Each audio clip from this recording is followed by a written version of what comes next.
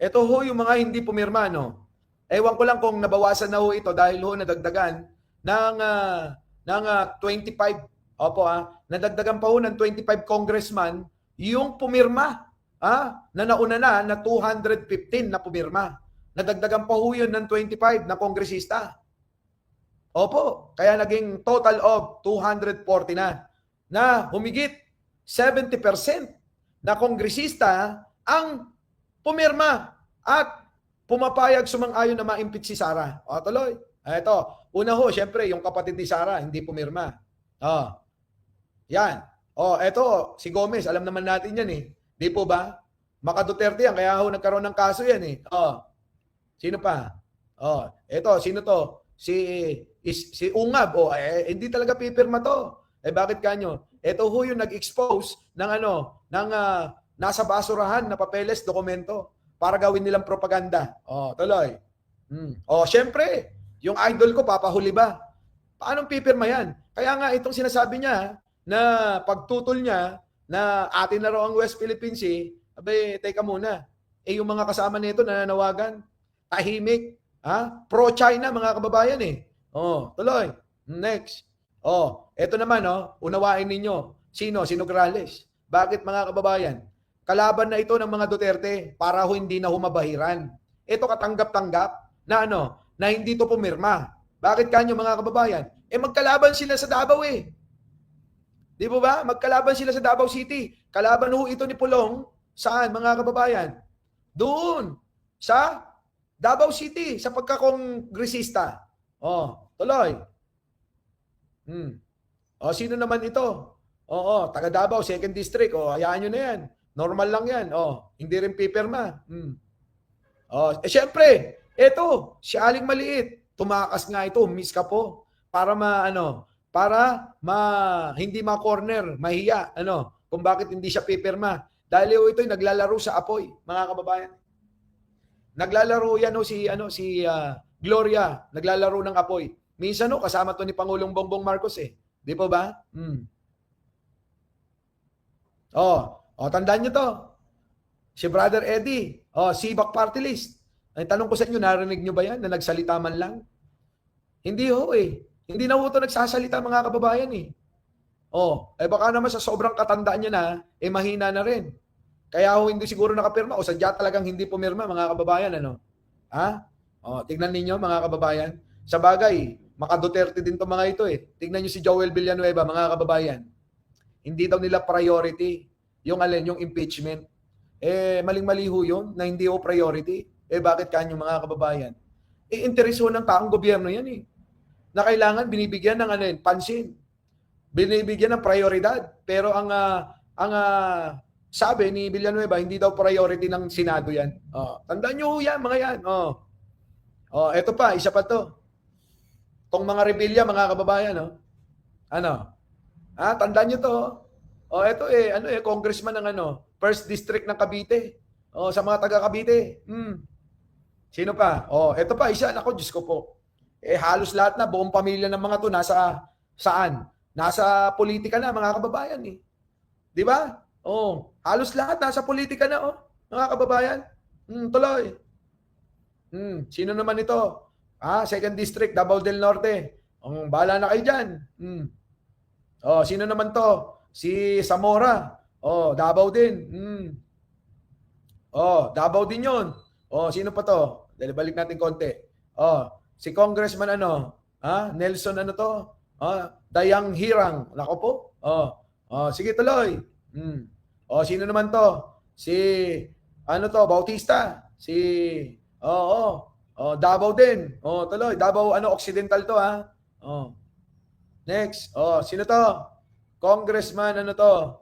China Almario. 2nd District ng Davao Oriental. Sino to? Sambuanga naman ito. Mga taga Mindanao, mga kababayan. Baka akala nyo napakaraming Ito, ilan lang ho ito sa mga pumirma, sa mga hindi pumirma. Mas marami ho ang pumirma ng mga taga Mindanao, taga Davao, mga kababayan, mas marami hong pumirma. Na iniwan kaya nga ho nagmamaktol ngayon si Sara eh. Sino naman ito? District, Lanao del Norte, First District. Ilan ho ang distrito sa Lanao del Norte? Marami ho yan, hindi lang isa. Tuloy. O, sino naman ito? Walang ya. Ha? Claudine Bautista?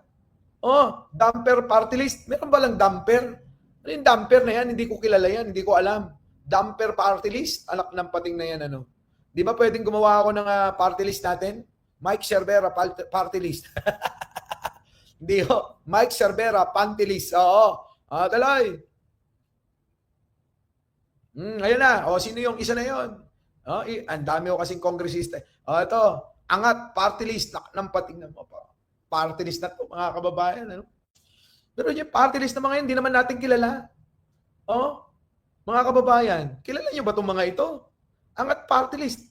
Mga kababayan, naririnig nyo siguro. Tanong ko, anong serbisyo ang nabibigay sa atin? Meron po ba tayo na natanggap na serbisyo sa mga party list na yan?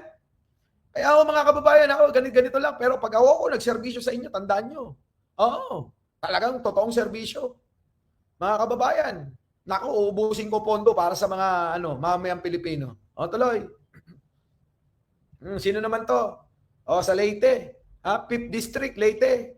Karkari.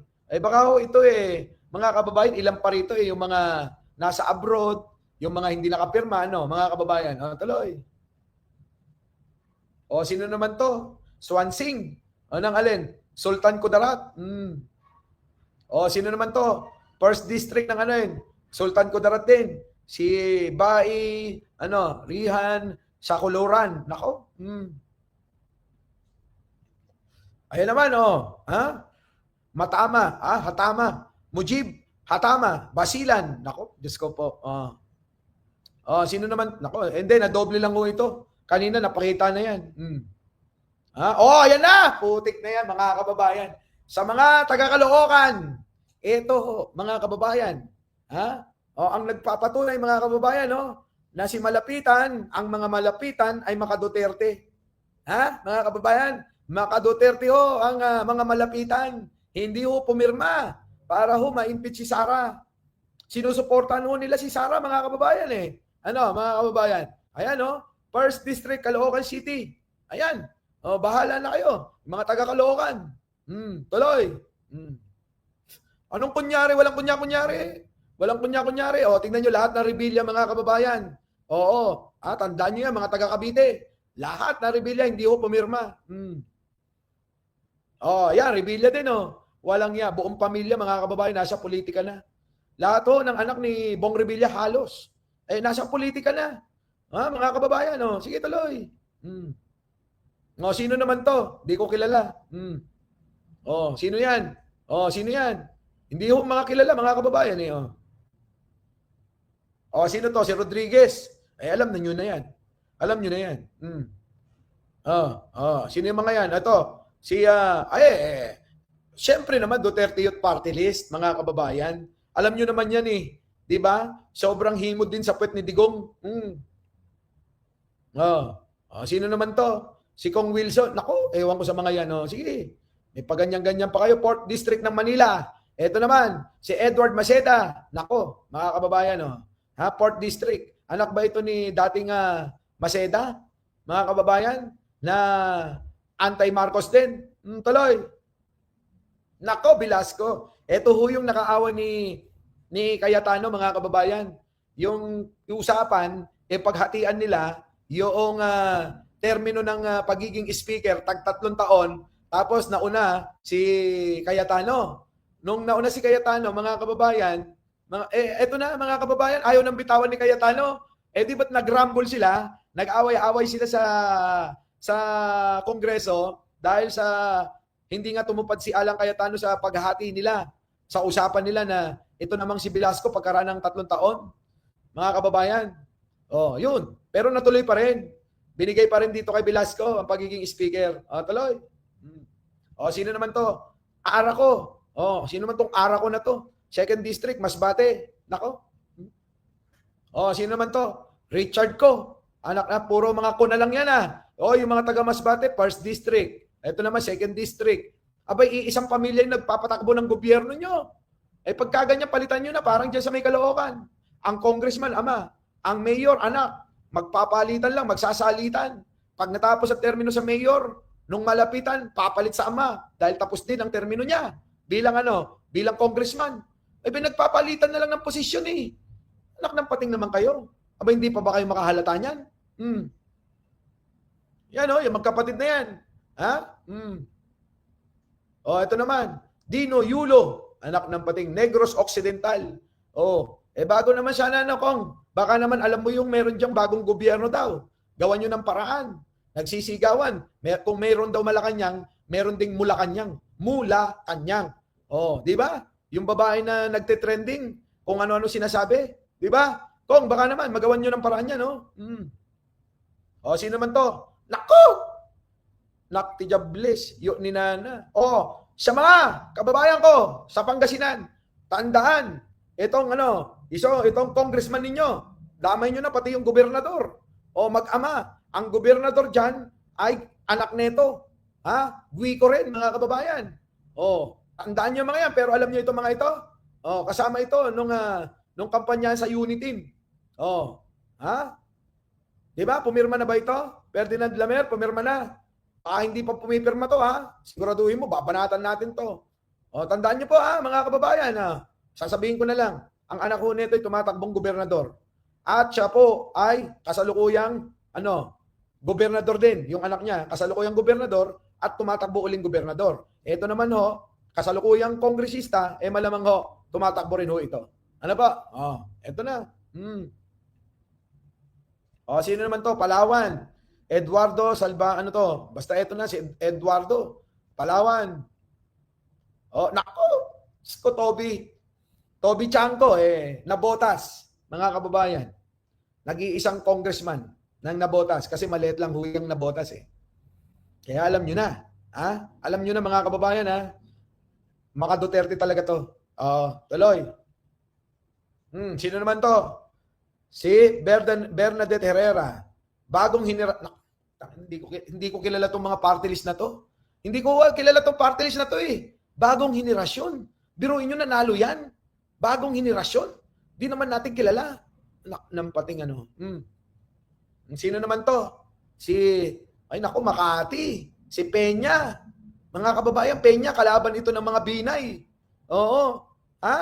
Kid Peña, kalaban ito ng mga Binay. Nung tuloy.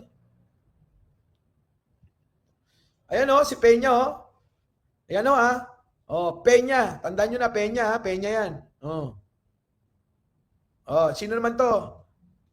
Luis Campos, kalaban din ito ng mga Binay. Sino ba to? Rachel, Maguirite. Ano to? Sino to? Mukhang foreigner, Ano ba ito? Delmar, and ano to? Congresswoman. Party list ba din ba to? Sino man to? Bahala na kayo dyan. Sino to? Lianda Bolilla. Batangas. Mga taga Batangas naman. Aasawa ba yon?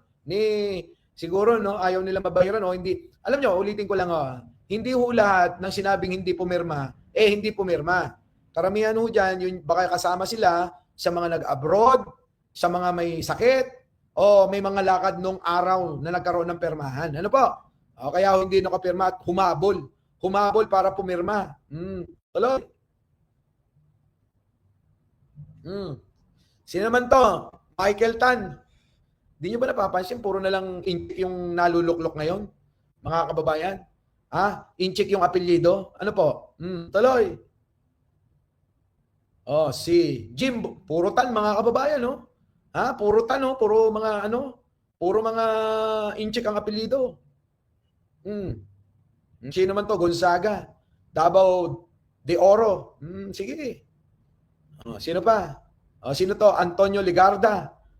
Antique. Kano to ni Kano ito ni Senator Laurel Ligarda? Walang bobotong diyan. Servera apelyido. Baka isumpa namin 'yan. Alam niyo na to, di ba? Si Alvarez. Yan mga kababayan, yung mga di umano'y, mga hindi pumirma. Pero sinasabi nyo nga na yung iba diyan hindi nakapirma dahil may mga kanya-kanyang dahilan. dahil yung iba nasa abroad, yung iba hindi nakapirma dahil may sakit o ano pa man. So bahala na po kayo dyan. Ano?